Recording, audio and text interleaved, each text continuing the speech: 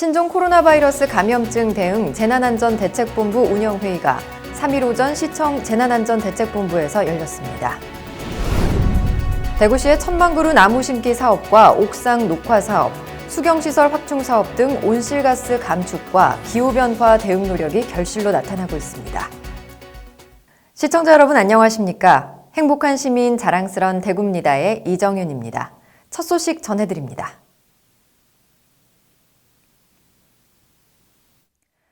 신종 코로나 바이러스 감염증 대응 재난안전대책본부 운영회의가 범정부적 차원에서 모든 관련 부서가 참석한 가운데 열렸습니다.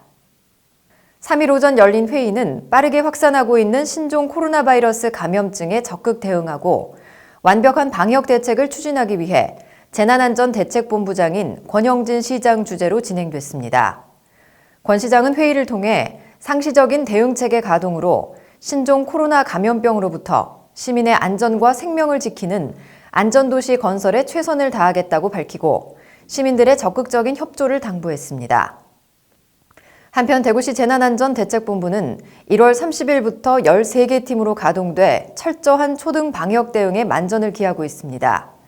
현재 전문가 집단인 대구시 감염병관리지원단과 감염병 관련 정확한 정보를 제공하고 유언비어를 막기 위한 언론지원팀과 SNS 대응팀도 동시에 운영되고 있습니다. 또 구군 보건소 현장 대응반과도 유기적인 현장 대응 체계를 구성해 운영 중입니다.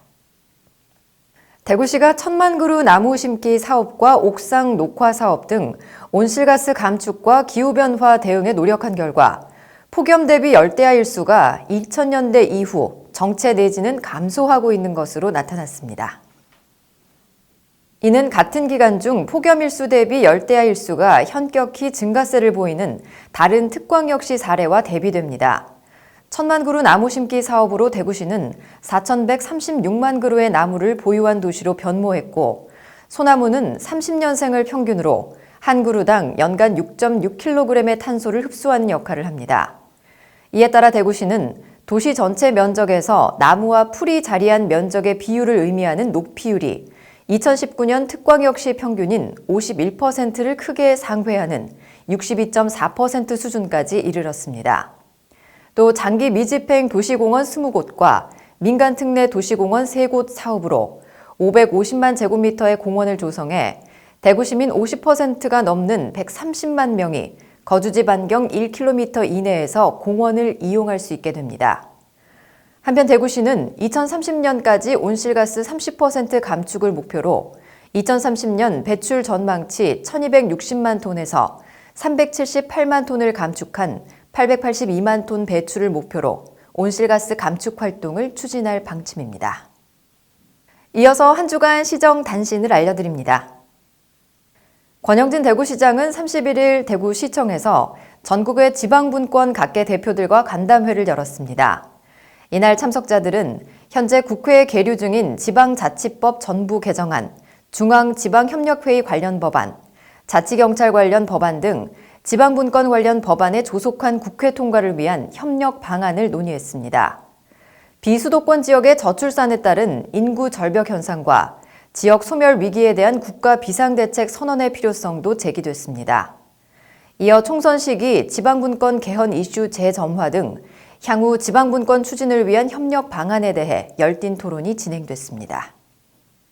대구시가 저소득층 가정의 학생들에게 학원 수강료와 교재비를 지원하는 교육 바우처 지원 사업을 서남구에서 시범적으로 시행합니다.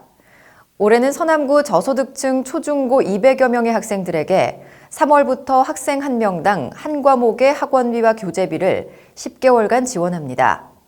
시행 주체인 서남구는 2월 중 서비스 제공 학원을 모집하고 학기가 시작되는 3월 수강 신청 학생을 모집할 계획입니다.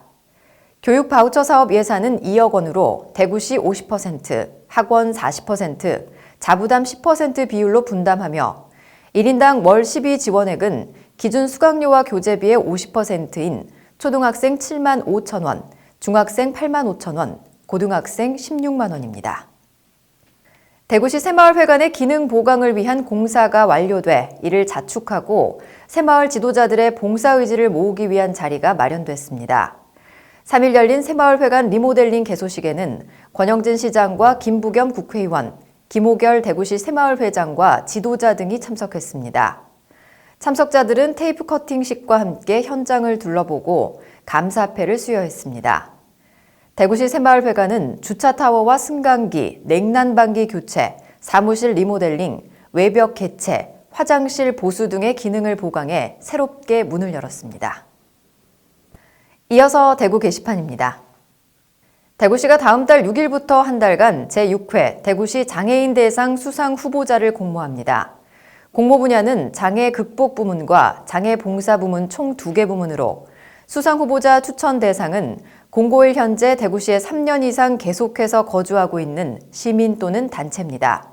후보자 추천은 구청장 군수, 복지부문 비영리 법인, 대구시에 등록된 비영리 민간단체장이 할 수 있고 만 19세 이상의 대구시민 20명 이상의 연서로도 가능합니다.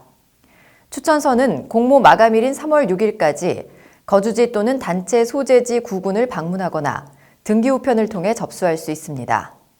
각 부문별 요건과 추천서 제출 서식 등 자세한 내용은 대구시 홈페이지 공고문을 참고하거나 대구시 장애인 복지관으로 문의하면 됩니다. 겨울철에는 어는 비나 블랙아이스로 인한 사고가 자주 발생하는데요. 비나 눈이 온 뒤 도로에서 발생할 수 있는 안전사고에 각별히 유의하시기 바랍니다.